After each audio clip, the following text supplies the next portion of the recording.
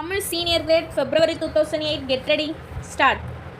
மாண்புமிகு பேரவைத் தலைவர் அவர்களே, நெடுஞ்சாலைத்துறை மானிய கோரிக்கை மீது பேசுவதற்கு வாய்ப்பு வழங்கியதற்கு என்னுடைய நன்றியை தெரிவித்துக் கொள்கிறேன்.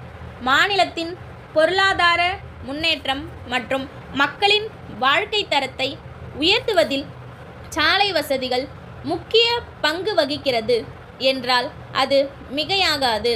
அந்த வகையில் நம்முடைய தமிழக அரசு சாலை கட்டமைப்பு வசதிகளை ஏற்படுத்துவதில் முன் முயற்சியும் அக்கறையும் கொண்டு செயல்படுவதை முதற்கண் பாராட்ட விரும்புகிறேன். கடந்த 50 ஆண்டுகளில் பல்வேறு அரசுகளால் எடுக்கப்பட்ட தொடர்ச்சியான நடவடிக்கைகள் காரணமாக இன்று சாலைகள் இல்லாத கிராமங்களே இல்லை என்ற நல்ல நிலைமை ஏற்பட்டுள்ளது. இதற்கு பிறகும் பாதுகாப்பான பயணத்திற்கு தடையாக இருப்பது எது என்பதை நாம் நிச்சயமாக ஆராய வேண்டிய கட்டத்தில் இருக்கிறோம்.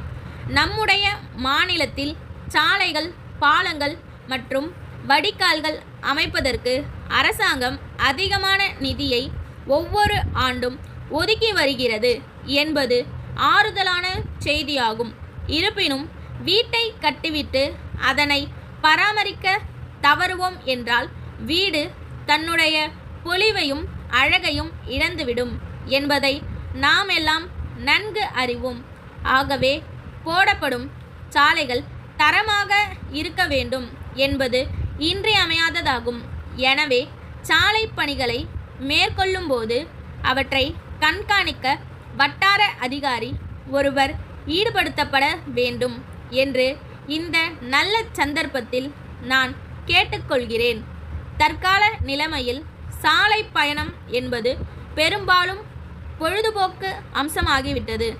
எனவே பயணம் இனிமையாக அமைய வேண்டும் என்பதில் நாம் அனைவரும் ஆவலாக இருக்கிறோம். பயணத்தின் போது இடையில் ஓய்வெடுப்பதற்கு வசதியாக சாலை ஓரங்களில் ஆங்காங்கே தரமான தங்கும் விடுதிகள் அமைக்கப்பட வேண்டும் என்பதை குறிப்பிட விரும்புகிறேன். மழைக்காலங்களில் வெள்ளப்பெருக்கெடுத்து ஓடும்போது போக்குவரத்து தடைபடுவதும் வாகனங்கள் வெள்ளத்தில் அடித்து செல்லப்படுவதும் ஆண்டுதோறும் வாடிக்கையாகிவிட்டது. இதனால் உயிர் இழப்புகளும் ஏற்படுகின்றன.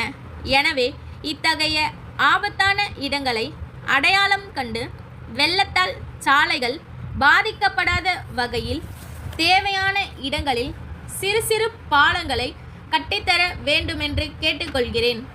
நகர்ப்புற சாலைகளில் இருசக்கர வாகனங்களை ஓட்டுபவர்களுக்கும் பாதசாரிகள் நடப்பதற்கும் தனியாக பாதைகள் அமைக்கப்பட்டுள்ளதை நாம் எல்லாம் நன்கு அறிவோம். ஆனால் கிராமப்புற சாலைகளில் இதுபோன்ற வசதிகள் செய்யப்படாமல் உள்ளது.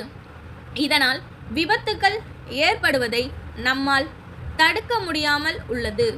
எனவே கிராம சாலைகளில் ஏற்படும் விபத்துகளை தடுப்பதற்கும் அரசாங்கம் தக்க நடவடிக்கைகளை எடுக்க வேண்டும் என்று கேட்டுக்கொள்கிறேன்.